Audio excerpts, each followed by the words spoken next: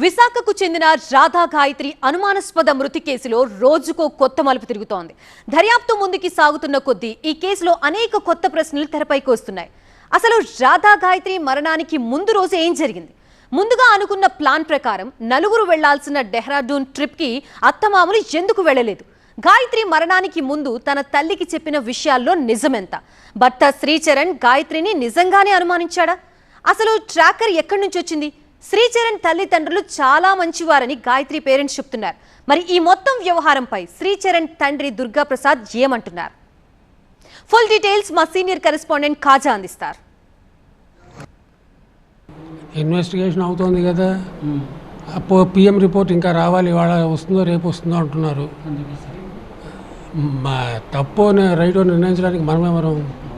Court ఉంది, పైవాడు ఉన్నాడు, వాళ్ళే చూసుకుంటారు. అంటే డెహ్రాడూన్ వెళ్ళినట్టుగా అంటే వాళ్ళిద్దరే వెళ్ళారు, నలుగురు వెళ్ళాల్సి ఉంది, ఇద్దరే వెళ్ళారు ఎందుకనేది ప్రశ్నలు. నలుగురు కాదు, ఇప్పుడు హనీమూన్ కపుల్ పక్కన, కొత్తగా పెళ్ళైన వాళ్ళ పక్కన మనం వృద్ధ దంపతులు దేనికి?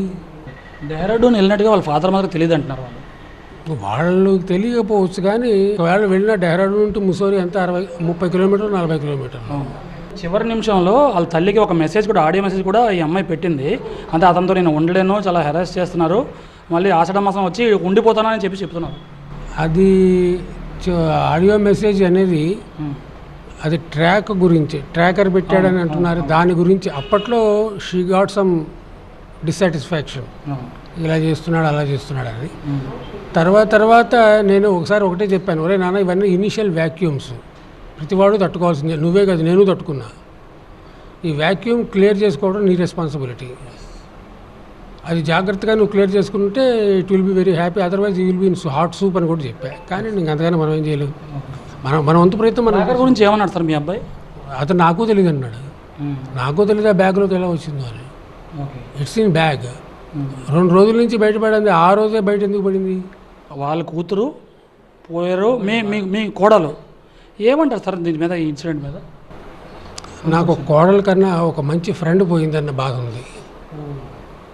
మీకు విషయం తెలుసా, మేము భోజనం చేసాక కూర్చుంటే ఏదైనా టీవీ చూస్తుంటే మామయ్య గారు ప్యాక్ ఆడదాం అనేది ఎంతో హ్యాపీగా, అలా టైంపాస్ చేసేవాళ్ళం. ఎన్నో విషయాలు లోకాభిరామాయణం చెప్తూ ఉంటుంది, వాళ్ళు ఇట్టా వీళ్ళు ఇట్టా అంటే సంథింగ్ లైక్ దట్. అది సంగతి. మేడం గారు కూడా మీ అబ్బాయిని, వాళ్ళ మదర్ అబ్బాయిని శ్రీచరణ్ తల్లి అతనికి 2-3 సార్లు ఆ అమ్మాయి గురించి దెబ్బలాడ సరిగ్గా ఉండరా అని చెప్పారు కూడా అని చెప్తున్నారు. కొట్టారు కూడా. దేనివల్ల ఏమో అవన్నీ ఏదో ఎవరిని ఏమనలేం కదా. ఇప్పుడు అలాగని కోడల మీద ఎగబడలేం కదా. అందుకని సర్ది చెప్పాము ఒకసారి. ఈ ట్రాకర్ పెట్టినప్పుడే ఈ ఇన్సిడెంట్ అంతా ఫైనలైజ్ అయిపోయాక వచ్చాడు మా ఇంటికి, ఢిల్లీ. వచ్చినప్పుడు ఏమిటి ఇలా జరిగింది, వాళ్ళంతా ఇలా అంటున్నారా అని అనేసరికి కొంచెం అరగంటగా సమాధానం చెప్పేసరికి ఈడ్చిపెట్టి కొట్టేసింది ఒకసారి. అది కూడా వాళ్ళ అత్తమామల ముందే.